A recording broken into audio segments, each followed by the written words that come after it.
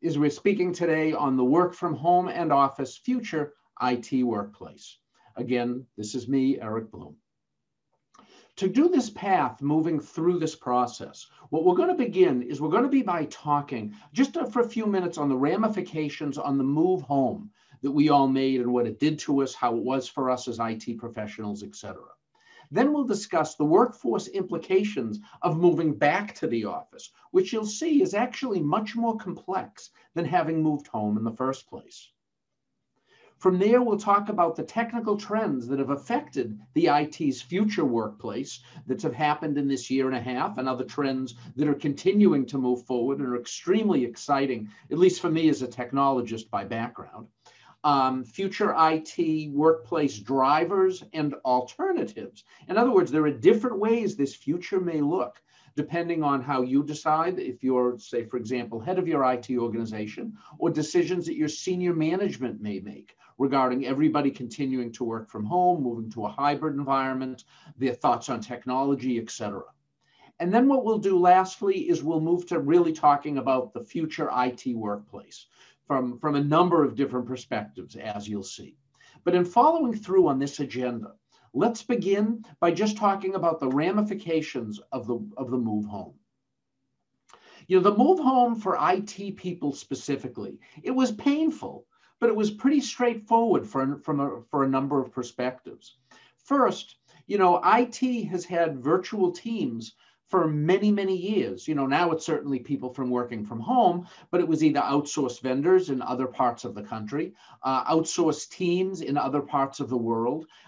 We had to deal with language issues and time zone issues. You know, people working potentially, you know, in say India or in China or in Eastern Europe or other places where the time zones didn't even overlap with our standard business day. And we learned to live with that and how to work with it and be efficient over years and years of experience, that being part of our core profession. But also the nature of IT work is primarily knowledge-based and computer monitor-centric. So as a result of that, we're used to being in front of monitors, whether it's in Zoom at home, like you may be right now, or back in the office. It was just more comfortable for us to be working in that way. So it really allowed us to adapt more to this home environment. From there, IT professionals, presumably so, are more comfortable with technology. And as a result of that, using tools, many of them we may have used already anyway, whether it be Slack, Microsoft Teams, Zoom, WebEx, or whatever other tools you might be using those as part of our standard business day, not only because our familiarity with technology, but also, quite frankly, because of we've been doing it for all these years as virtual teams, as previously mentioned. Now, but at the same time, we were grappling with this ourselves, the ability, again, to start working from home. We were also pressured to help others at the same time that we were helping ourselves. The reason for this is, you know, as a result of it, rather, IT became a testbed and a thought leader for the various new processes and techniques and technologies that everyone had to use and now work from home. So as a result, it helped give IT a seat at the business strategy table, because like it or not, they couldn't do it without us. They had to use the technologies that we were suggesting, and they had to use the processes that were now in place, et cetera. Next is, and as a result of this, it really accelerated digital transformation, really out of the necessity to do things differently. In fact, over the past year and a half or so, there's been many articles written in places like Forbes or CIO.com, ZDNet, Tech Target, regarding digital transformation, saying that for the most part, they'll all have the same type articles saying, what's been the major contributor to digital transformation over the past 12 months? And virtually every one of them said that it was COVID. People are working from home, new processes, new technologies had to come in. And it also expanded IT's, and this is on the negative side, it expanded IT's technical support requirements to include work from home configurations and technology and just distance. In fact, I know of one firm in particular, I can't say who it is, but what they did is that they had mostly desktops in the office, within the office. So as a result, just poof, now everyone's working from home. They said, hey, use whatever equipment you have at home and we'll figure out how to support it. If we can't, over time, we'll buy laptops and mail them out to you. And what they did is that they found when it put them into the working from home environment, they were not an Apple shop at all. Now they were supporting people calling in with Apple equipment. They were actually had some people who were still on XP. I think they actually still had one person on Vista. I just know that because they were laughing about it, from the home perspective.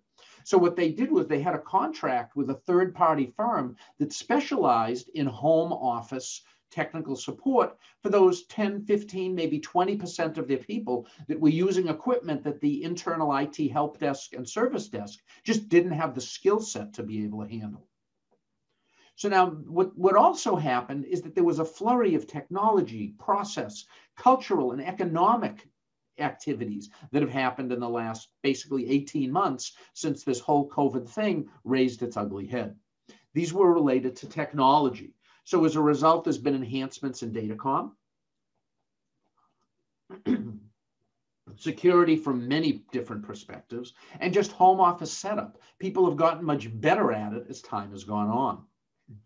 From a process perspective, is that again, out of necessity, is companies got really used to, and really in many cases now have honed, their specific processes to work from home environment. In February or March of 2020, everyone just said, go home and we'll figure out how to make it work. But then when companies sat back, they said, yikes, we're going to have this for a while. What they did was, rather than just sort of make it work, what they did was they honed their processes so they worked well in this environment and they could reestablish some of the productivity, at least, they had when they were back in the office. But there were also cultural changes that took place. In other words, that the way people work together in a virtual world, all of a sudden, it used to be you wanted to work at home from on a Friday, say, for example, today, people would look at you and say, oh, yeah, sure, you can work at home Friday. Oh, yeah, have a nice day off. But if people have learned is that working from home is just now a thing. It's not a day off when you happen to be out of the office. And also there were economic changes, through this whole COVID environment for the last, year and a half or so. There have been definite winners and losers based on the industry the company was in. Certainly, this has been enormously difficult on the travel, the hotel industry specifically. For other organizations, for example, was a healthcare distribution company that I did some executive coaching for.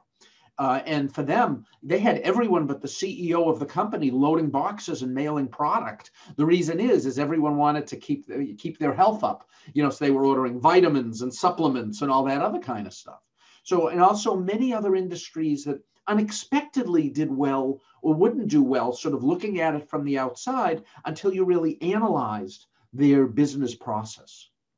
But in addition to business changing and the technical and the process and the cultural and the economic, people were also changing.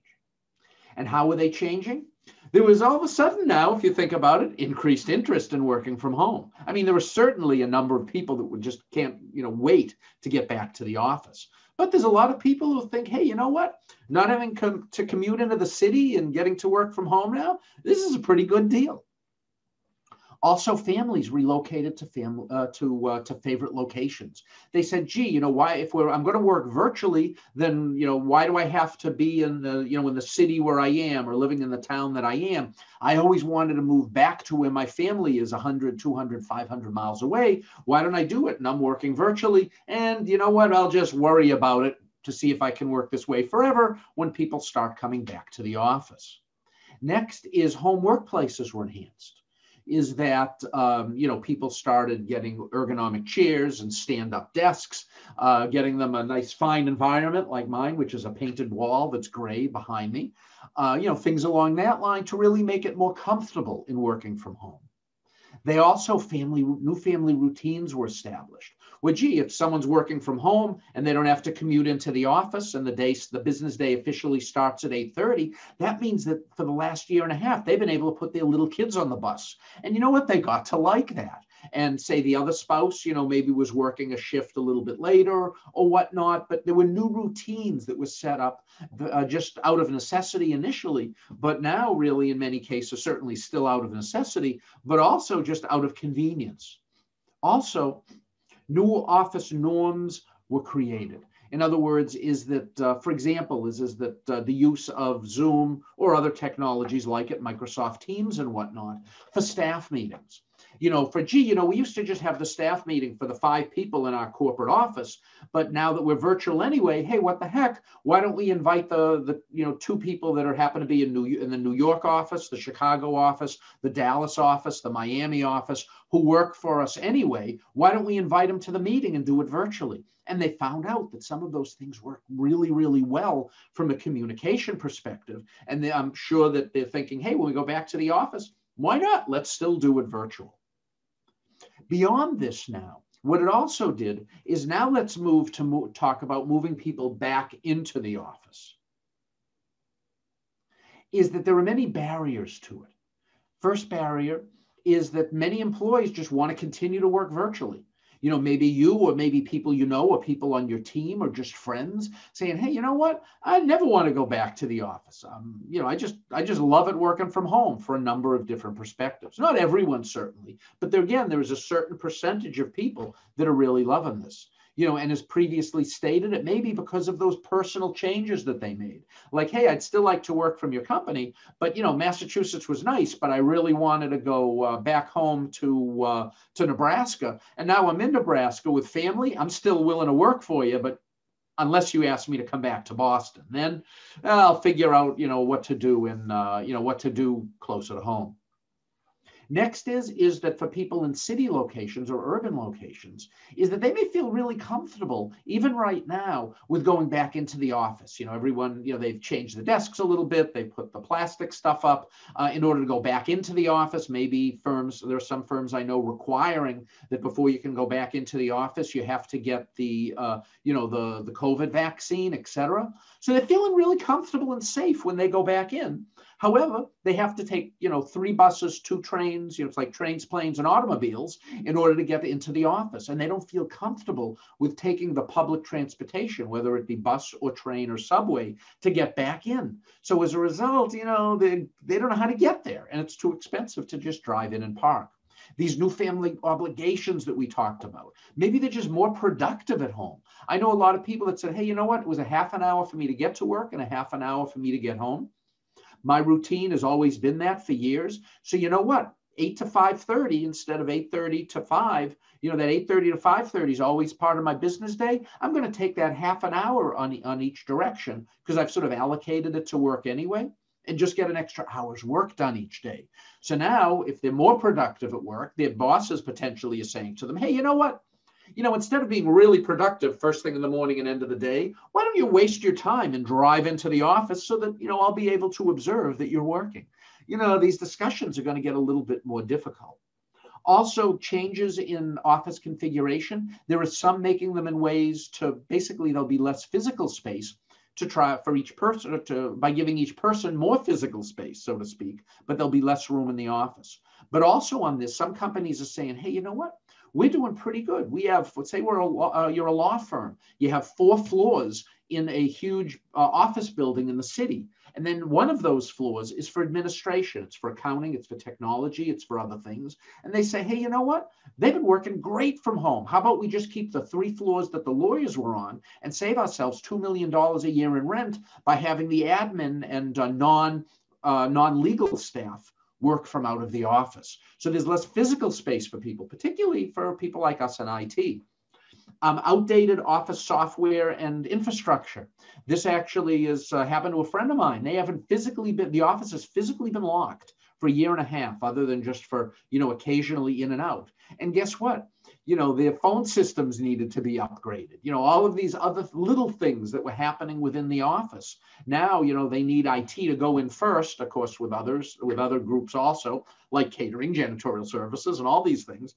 But IT needed to go in first just to make sure that everything was still working and things were properly connected. New versions of software was physically installed on things that were in the servers, in the server rooms, etc. Excuse me. And employees have been using best home practices for the last 12 or 18 months. And also new key employees may have been hired at distance. In other words, you're saying, gee, you know what? We really need someone that knows how to do X, but you couldn't find anyone that knew how to do X locally. So let's say, for example, you're in Chicago, and what you did is you hired someone in Dallas. Does a great job for you and so on, but now they're not going to move up to Chicago. Nothing wrong with Chicago, but it is a little bit colder there in the winter than Dallas, at least most years. But anyway, is that, so what do you do now? You've hired staff, you made HR decisions related to hiring people at distance out of necessity. So you make them come in, and if they don't have to come in, why do the people locally? So I'm not making a sort of a statement or a case in either direction. I'm just saying that these are the issues that companies are dealing with. So as a result, just some key factors that are making it much more complex in addition to everything we've talked about. The decision to move home was made by, states, federal governments. If you're from other countries, I see a couple of people are, from the heads of state within your country, for those outside the U.S., is that decision was made by management to move people back in. So management said, hey, what can we do? Everybody go from home. We'll figure out how to, make payroll and make things work. Now they're saying, we, your management people, have decided that you should move back to the office. And then it brings up questions like, well, why? So management now needs to justify or at least motivate their employees to come back in. Now, also, IT can't make that decision itself. Why? Because, well, the CIO still reports to the CEO. So as a result, if the CEO, the seniorist, if that's a word, seniorist leadership of the organization makes the decision that everybody should come back, unless IT can state its case and get permission not to, you have to follow whatever your senior management decides. Also, IT must help others return into the office from a technology, from a process, from a support perspective. At the same time, we're getting used to it and we're moving back into the office. So anyway, these are some of those complexities, sort of where we are, what's happened to us, and the issues we're having coming back in. Let's now change from talking about people to talking about technology and technology trends that will be affecting the IT future workplace. Well, trends are continuing, whether you're working from home or not, whether there was COVID or not, certainly that has enhanced or accelerated some technologies. It's actually slowed some others. But one of which certainly is vendors, and this was a trend that started long before COVID, but many vendors are phasing out their on-prem or on-premises software versions. You're seeing it all the time now. Very successful company. They've always installed things. It goes on your server, on the desktops. You buy it and then it's there. And then all of a sudden, what are they moving to? Now they have a cloud-based version that they're trying to move their entire customer base to. Easier, some are easier, some are harder. There's many, many reasons why they're doing it, which could be a discussion for another day. Here, I'm just saying they are. And you know what? 99.9% of the software vendors, if they've come out with a cloud-based version of their software that they want you to use, guess what? Their on-prem version of it, the one maybe you want to buy it, install it on all the desktops yourself, or put it on a server inside your firewall, that's going to be a secondary configuration update. So as a result, the new features that you want, they may never be in the on-prem software. So anyway, that's just something else we need to deal with. Again, away from this whole COVID work from the office and so on, work from home, work from the office thing. This is something we're going to need to deal with. Next, enhancements in cloud-based software development platforms. We've certainly heard a lot about the Amazon Cloud or Microsoft Azure, and they're good, but they're better now than they were. They were good 2 years ago, but they're a lot better now. Why? Because they're continuing to develop these platforms, put in new features, more plug and play things, etc. There's a push for IT employees to learn and work on these cloud technologies from the employees themselves. They're saying, hey, you know what? I'd love to learn, that you're moving, we're doing all in-prem stuff. Why don't we move it to the cloud? And behind the scenes, they're at least thinking, sometimes saying, because I want to learn those technologies to stay marketable in my own profession. They're also accelerating the movement to the cloud, and that's with all what's accelerating it is particularly last year and a half. You've had on-prem servers. A lot of them have gone maybe or on-phone desktop telephone systems, for example. They're coming up on their their end of life from a hardware or from a licensing perspective. Now's a great time to make that decision to say, hey, move to the cloud. So anyway, these are a number of cloud-based issues that are happening, the phone one I just mentioned. But in addition to those cloud-based that we've talked about here, there's also various IT methodological changes that are going on. There's continued movement toward customizing the Agile and Waterfall to using them together, which actually I like to call Wagile, the W in the front. Wish I made up the term, but actually if you'll Google it, you'll see it. But also the design thinking is continuing to gain momentum and presence. For those of you not familiar with design thinking as a methodology, after today's webinar, I'm going to give you a homework assignment. Google design thinking, and you'll see it's based on this whole basis of human-centered design. A lot of IT shops are moving heavily toward that, as are manufacturing shops, engineering, you name it. It's for a lot of good reasons that I won't get into here. Also, cybersecurity. Best practices are continuing to evolve. The methodologies around them actually as it moves to DevOps, which we'll talk about next, but I'm going to talk about that even from a security perspective. Is that as DevOps is implemented now, there's software that will analyze developed in-house software, will analyze it to see, does it have security holes in it? Is it properly following naming conventions as defined by the company, et cetera? The whole movement, again, toward DevOps, if you're not familiar with it, that's a second homework assignment for you. Just Google DevOps, DEVOPS. At a high level, what it's doing is they're bringing together development and the operations, so that is development, particularly if they're using an agile environment, coming up with new releases every couple of weeks as they roll out of each sprint cycle. It's allowing the operations team to not be a bottleneck, but allowing other ways within operations, because the two teams are working more together to more seamlessly roll those changes directly into the production environment. In addition to all of those, there's just, technology advances that are driving architectural and functional decisions that IT are making. So what do we need to do as IT people? Well, we need enhanced virtual communication. Certainly, Zoom, like we're on right now, and others. And you know what? You're going to be seeing many, many more types of this. Why? Because this is here to stay. And there's enormous amounts of money going into not only updating things like Zoom and Microsoft Teams and others, but soon you'll be seeing other things like, holograms and enhanced virtual, blank on it, virtual reality and augmented reality type stuff that's coming down. Cloud-based stuff is getting much more modular in its nature, which again is making it easier to deal with new skill sets required. Began to mention, actually, I struggled on the word. I should have waited to hear, then I could have just read it. But virtual and augmented reality. There's a movie, I won't mention the name of it, but basically where everybody comes in, it's sort of like a James Bond type show. I won't go into who it is, but anyway, they come in and what they do is they sit down individually at their desk in their room. And yes, I did take my glasses off for a reason. And then they sit down at their desk, and what they do is that they put on their glasses, which is sort of a pseudo equivalent of Google Glass. And when they put on their glasses, what do they see? They see people sitting at all the other tables in the room, at all the other seats around the table. This is coming, these type technologies. Why? Because virtual and hybrid is here. So as a result, again, tons of money are going toward it. And certainly trends that are just continuing to take the industry by storm, including machine learning and blockchain. Now that's blockchain, not just as a technological basis for Bitcoin and other types of that currency, but also to be used in many, many other areas as basically a transactional and historical type system.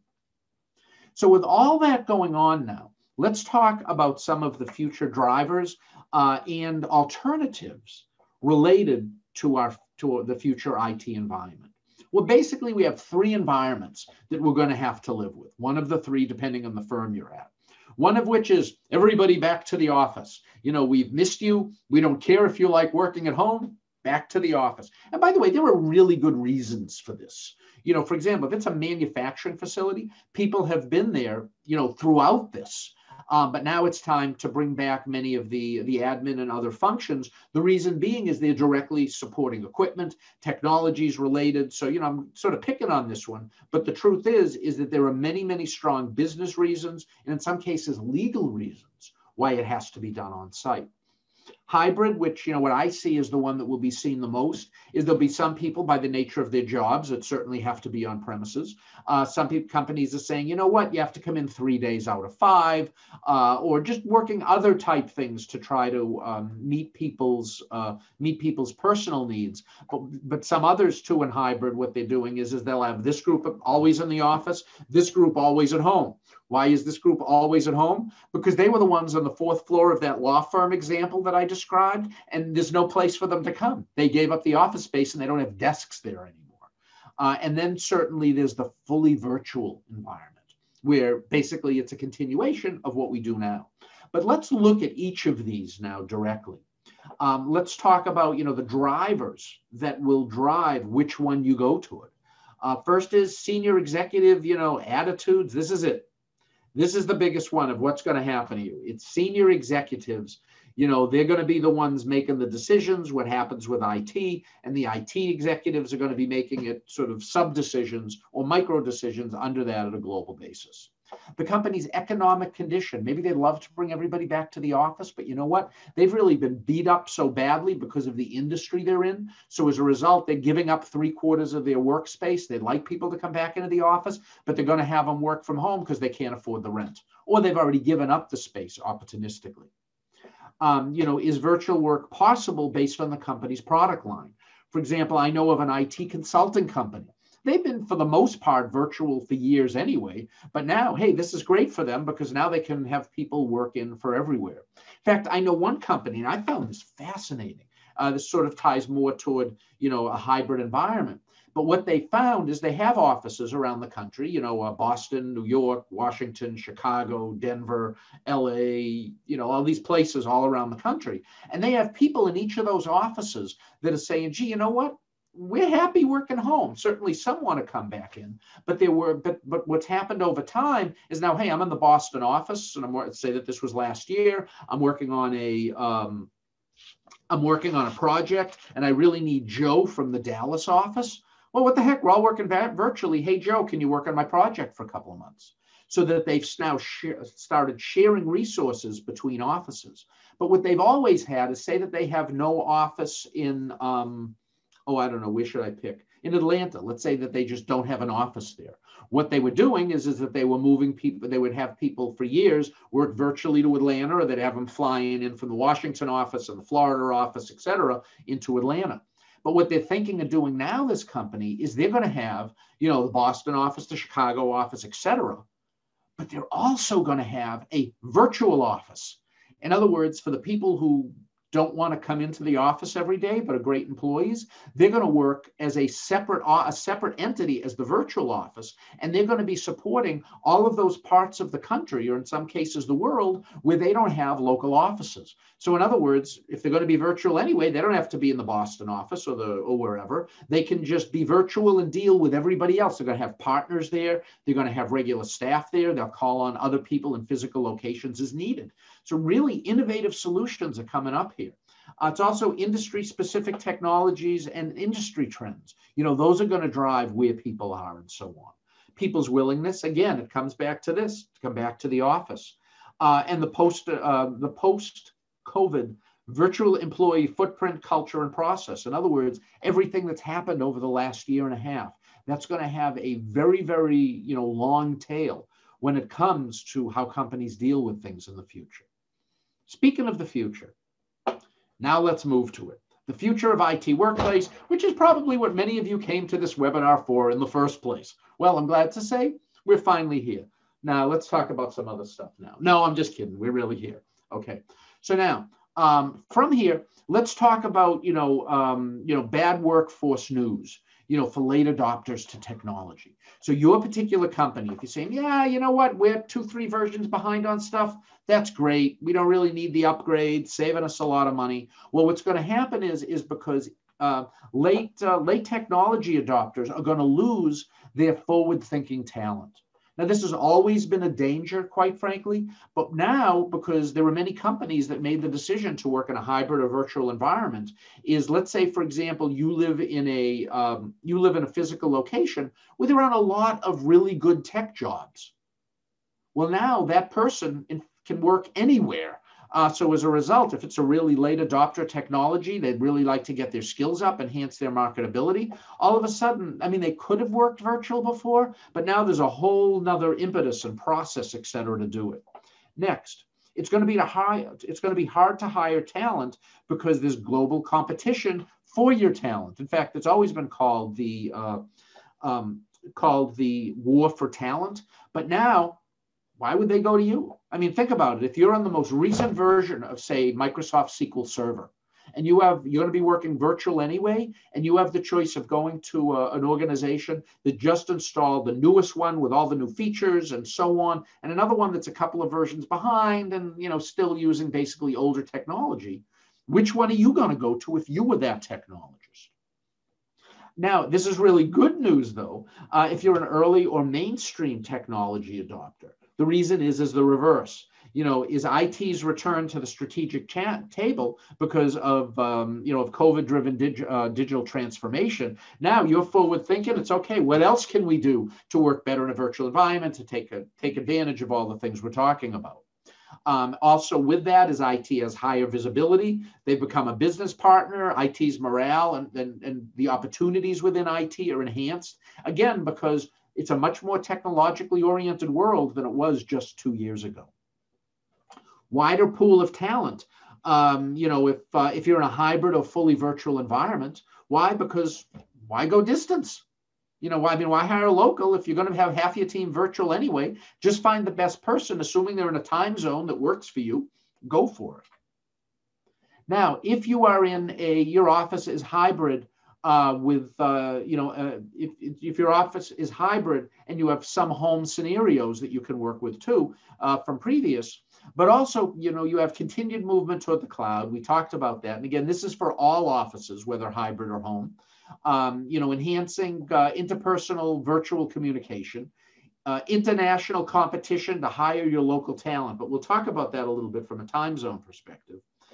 Continued, if you're working, again, if you're all in the office, is that, you're going to be continually fighting now with your staff, with others on, let's review our work from home policy. Why are we doing this? Does it make sense to, et cetera? Next is that there's higher respect for work from home days, which I previously spoke on. Less business travel. This is going to be something you're going to see. I mean, salespeople, they'll always be traveling to location, at least for, let me say, the significant future. But I'll take, for example, me, is that when I was in IT, a couple of the roles that I was in, I had people at multiple physical locations, in some cases, multiple countries. And, once a quarter, I would make sure to go there, kind of thing. If my main manager in that location left, then I would be continually going back and forth on plane, if not to just help manage the team, but also to hire the new leader for that particular physical location. Well, people have been doing, business virtually for a long time now. So as a result, companies are going to be saying, hey, what do we have to fly Eric from, Boston to LA for? He loses a work day on the front, a work day on the back. It's expensive to get him there. He's going to have, I'd be having my butt in an airplane for 14 hours, 7 there and 7 back. Why do it if we can just do a day worth of virtual stuff? It's worked great for the last year and a half. Why don't we just continue doing it? So a lot of business travel for many people, IT and certainly others internal, are going to be reduced. Next is additional specifically for everyone now who's moving back to the office scenarios. So again, these were for everybody, whether you're all in the office, whether you're virtual, or whether you're hybrid, or whether you're a full home scenario. But now for everybody who's going, if your office is going to be moving everybody back to the office, pay really close attention right now. Okay, you should have been all along, but on this particular slide. First of all, you're going to get continued pushback from those employees saying, why do I have to come into the office? I'm more productive at home. Now that I'm coming into the office every day, you're going to pay for my T-Pass? You should, because, your mass transit pass, I should say. Why? Because I'm happy working from home. So, how do you handle those type situations? Companies are going to use their virtualness. I don't know if that's a word, but let's believe that it is. Let's say that your company is bringing everybody back into the office. My company is letting at least some people work from home. And there's somebody working for your company that I'd really like to hire away from you. Okay. Well, all of a sudden I can say, hey, you want to continue working from home, Joe? Come to work for me. We're permanently moving to a virtual type workforce. And if you were, say, paying $400 a month to get a train pass to go from the suburbs into Boston, or if you were driving in every day and you were paying $30 a day for parking and you were fighting the highway and it was taking you an hour in each direction, all of a sudden working virtual sounds pretty good, particularly if you get a little raise out of the deal to boot, maybe a little better position.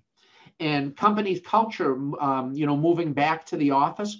If everyone moves back in, it will, interestingly, move a little bit toward what your old norms and best practices were, which is a good thing, if you like the culture that was there. It's sort of like no matter how old you are, like take me, you can tell by my gray hair, I've been around for a while, is when I get together with my high school friends, like once a quarter, we'll, or a couple times a year, we'll just get everybody together to say, it's the same stupid jokes that we said when we were 15, but as a result, that phenomenon will also happen when people come back into the office and group. But also the use of video and enhanced communication for multi-office meetings will still take place. So in other words, is that if you have one person working from home or if 4 people are in their offices that say, no conference room, no problem. Instead of moving the time of the meeting, what do? You have everyone just connect into, say, Zoom or Microsoft Office. They might be just sitting around on the same floor of the building. We'll do it that way. Why? Because they can. Now, if you're in a hybrid scenario, by definition, remember that slide, we had those 3. We had working from home, we had hybrid, and we had full virtual. This is that second one. If you're thinking of moving to a hybrid version, which I think, to be honest, is the most complicated, just because of processes, stuff we're going to talk about here, is there's the creation of employee work location criteria. If everybody's virtual, then, everybody's virtual. If everybody's in the office, everybody's in the office. But now, if you pick and choose, how do you make that decision? Who comes in and who doesn't? Do you leave it up to the employee? Do you leave it up to the manager? Do you do it by job code or department? How do you what policies do you come up with to make that happen? You have to establish then both synchronous and asynchronous communication channels in use. Now we use some of those. An example of synchronous communication is, we're doing it right now, is Zoom. Asynchronous is certainly email, or it could be Slack, or the other facility, let me say the non-video capabilities of Microsoft Teams, or other things along that line. But now if you really have to design them all to have people on the move. So what do you end up with is most of your asynchronous and synchronous communications has to work as if everyone was 100% virtual, because the only difference is some of the people are virtual physically sitting in the office, if you sort of follow my direction there. Next is defining in-office, at-home communication timing and expectations. The biggest example of this one is that, like when you're at home, like for example, right now, I'm only doing this, but let's say that I was in a meeting and I was just only had a half pay attention or whatnot. What do we all do? We have our, meeting on our Zoom session. And if we have 2 screens, what do we have on the other screen? Our email. So email comes up, that you can quickly be, if someone else is talking, if it's a topic you're not interested in, you can say, let me see, oh yeah, Jessica, blah, blah, blah, blah, blah. I just talked to Ken, blah, blah, blah, blah, blah, fire it off. Well, if you're in the office, it has always been, and still should be, quite frankly, frowned upon, to be taking out your cell phone and doing the old, thumb dance under the table during a meeting when you're physically there. So as a result, we've gotten very used to emails being returned very quickly. They're not going to be if people are back physically in the office with back-to-back meetings for 5 hours. Why? Because it's very impolite to do it. So those expectations are, well, gee, well, 5 hours, he didn't get back to me? Well, that's because he was physically in the office now, and he couldn't do it from a matter of culture or convenience. Next is a creation of company-specific hybrid meeting best practices. The best one of these that I've heard is that if one person is virtual, everybody, then the whole meeting is going to be done in a virtual perspective. Why? So that everyone can be in even ground. Now, they never would have done that before. What have they had done? They say, oh, you know what, Randy's calling in? No problem. We'll just put you on the speakerphone. You ever been on a speakerphone where there's 8 or 10 people physically around a desk? What's your level of clout and influence and involvement in that meeting versus the people that are there? You ever been in that office and you forgot that Peter, Paul, and Mary happened to be, on the phone, and you totally forgot that they were actually on the call? This is what happens.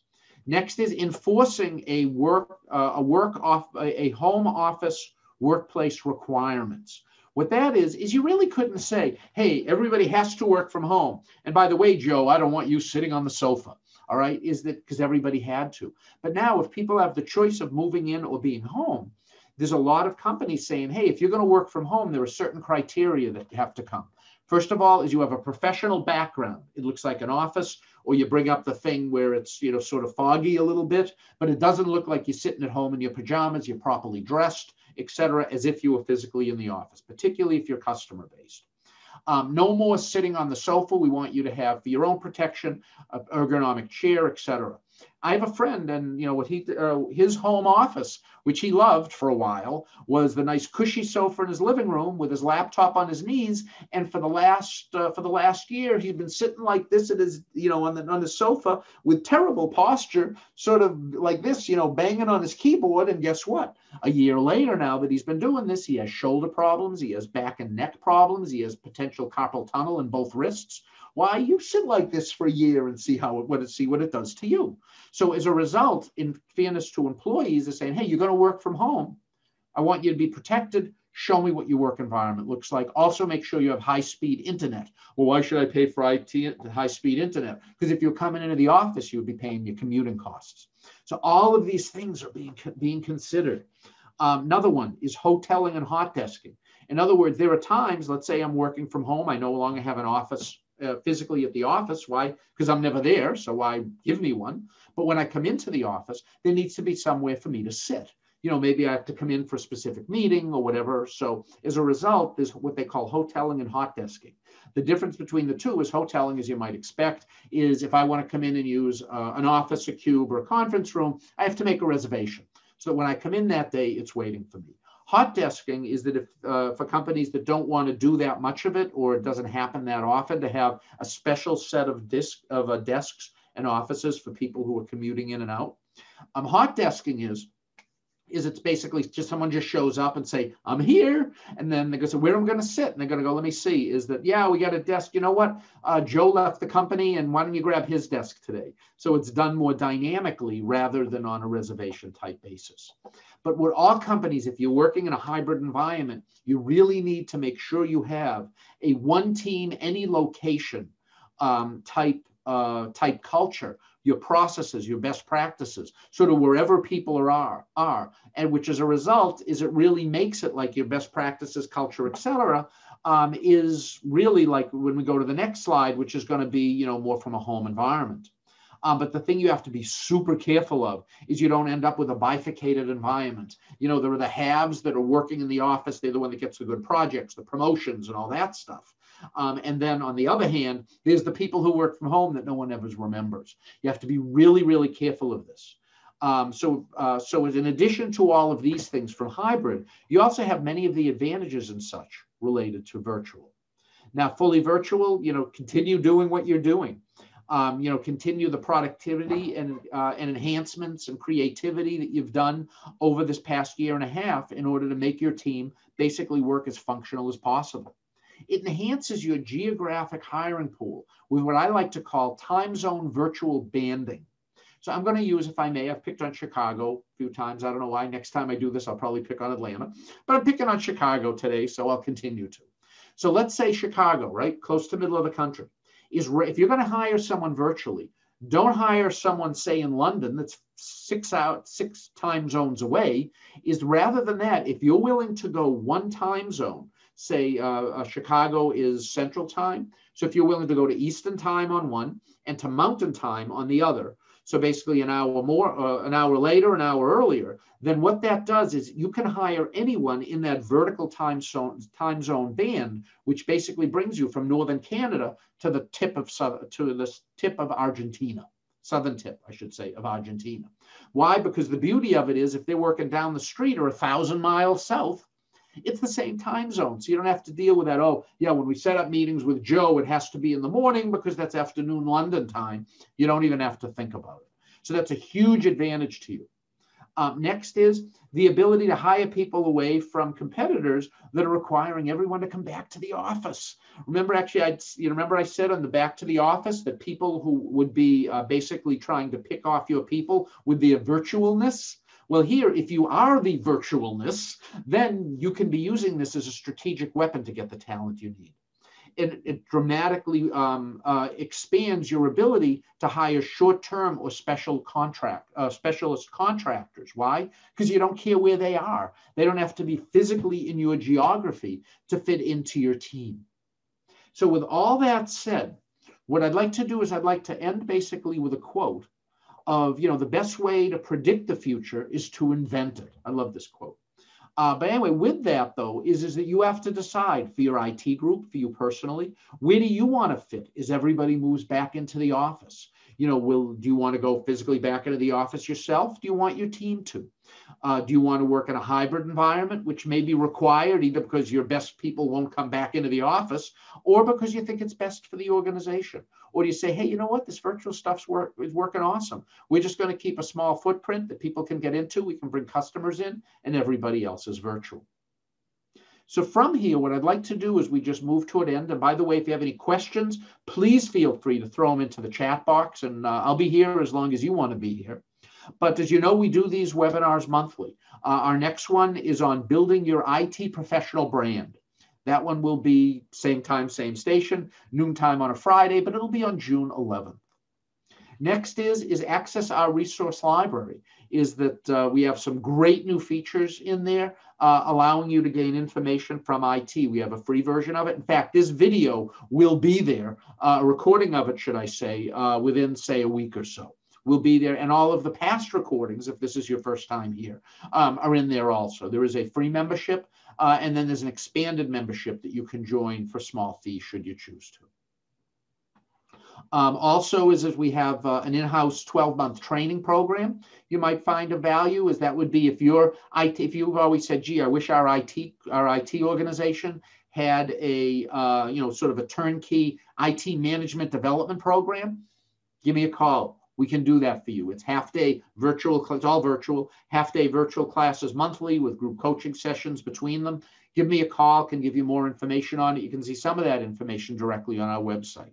And also, certainly, as many of you know, I actually see some certified people here coming for continuing education. But we're the governing body, the IT Management Leadership Institute is the governing body for 2 certifications in IT management. The first of which is here, the IT MLP, or Management Leadership Professional. And this one, we offer this one or the other one monthly. So just go to our registration page. You'll see our schedule, but it's for these 9 topics. And it's geared for, say, soon-to-be IT managers up to, say, 3 or 4 years of IT management experience. Or quite frankly, if just these topics are things you want to learn more about. The ITMLE, or Management and Leadership Executive, contains these higher level topics, which are sort of for more seasoned IT managers, really up to director or VP level, again, depending on the size of your shop. We also end up here is if you're, say, even the CIO of a, say, 20, 30 person IT shop, there are many topics here that you may also find of value.